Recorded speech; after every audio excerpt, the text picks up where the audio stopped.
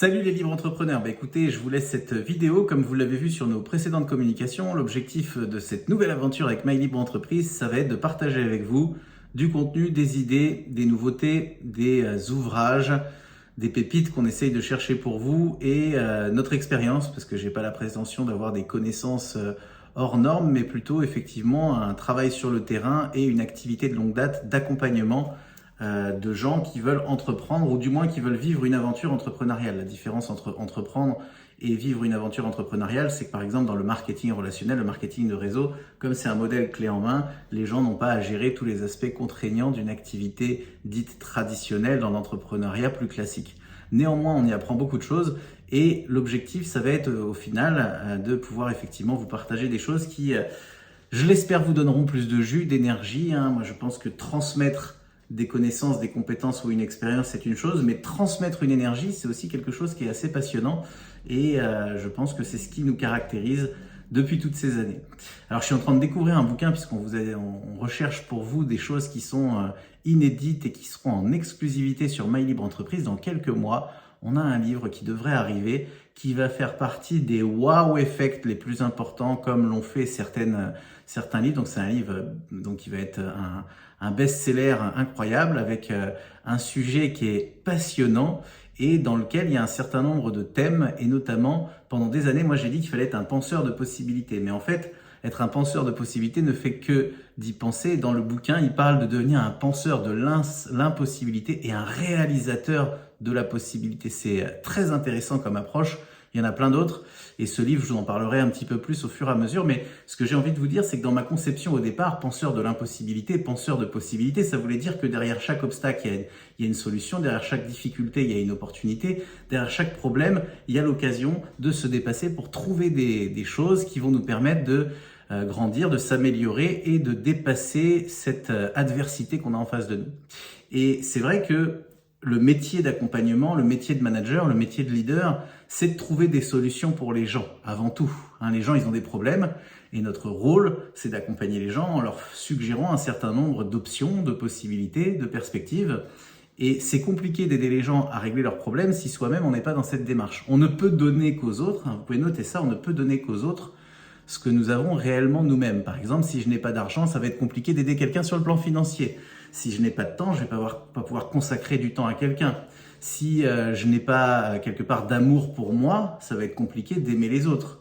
Mais si j'ai pas confiance en moi, ça va être compliqué de donner de la confiance à des gens. Et de la même façon, si je ne suis pas dans une démarche de trouver des solutions pour régler mes propres problèmes, ça va être très compliqué d'aider les gens à régler les leurs. Donc à chaque fois que j'ai une difficulté, un problème, et on en a tous beaucoup, des plus ou moins grands, des problèmes plus ou moins costauds, des trucs qui nous prennent vraiment bien la tête, et d'autres qui sont plutôt, on va dire, accessoires. À chaque fois que j'ai un problème, je vais passer par 4 étapes. La première étape, c'est que je vais poser vraiment le problème à l'écrit. Je vais dire, c'est quoi vraiment ma difficulté? Qu'est-ce que j'ai à surmonter dans cette situation?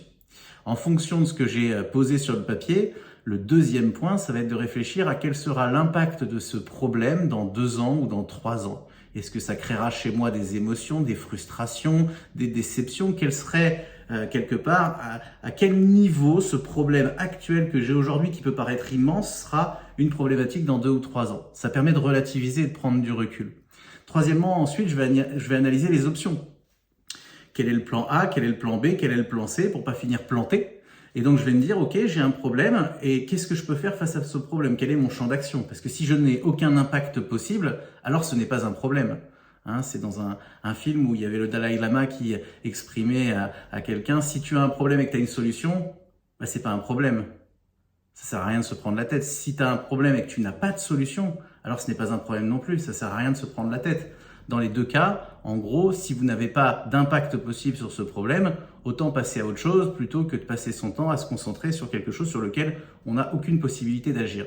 Et puis le quatrième point ensuite, c'est justement de bouger sur ce problème, d'agir dessus immédiatement, de ne pas faire l'autruche, la tête dans le sable, en attendant que ça passe, mais d'être proactif et dire ok, qu'est-ce que je peux faire maintenant, tout de suite, pour faire avancer, ou en tout cas d'être dans une démarche de constitution de la résolution de mon problème. Je ne sais pas si ça vous paraît clair. Premièrement, je vais poser le problème à l'écrit. Deuxièmement, je vais prendre du recul et me dire qu'est-ce que ça aura comme impact dans 2 ans, dans 3 ans sur ma vie. Troisièmement, je vais analyser les options, les possibilités. Et quatrièmement, je vais agir dessus immédiatement. Mais derrière chaque problème se cache une opportunité. Hein, c'est les pessimistes qui disent que derrière chaque opportunité, il y a une difficulté, mais les optimistes disent que derrière chaque opportunité, il y a une difficulté, ou c'est l'inverse. Derrière chaque difficulté, il y a une opportunité. Moi, j'ai choisi d'être quelqu'un qui est plutôt un penseur d'impossibilité, un réalisateur du possible. Et bientôt, vous aurez un livre qui vous expliquera comment mettre ça en œuvre au quotidien avec un truc qui risque de faire vraiment du bruit. Je vous en reparlerai sous peu. Mais dans toutes les conférences que j'ai animées, dans toutes les interventions, je finissais souvent par la phrase suivante: il y a des gens qui regardent le monde tel qu'il est et qui se demandent pourquoi. Et moi, j'ai choisi l'autre camp, des gens qui regardent le monde tel qu'il pourrait être et qui se demandent pourquoi pas. Donc derrière chaque problème, notez qu'il y a un pourquoi pas. Derrière chaque solution, il y a un pourquoi pas, et j'espère que vous ferez partie de la deuxième catégorie, des gens qui regardent le monde tel qu'il pourrait être et qui se disent pourquoi pas moi. Bonne journée à tous et à bientôt pour plus d'interactions et d'échanges ensemble.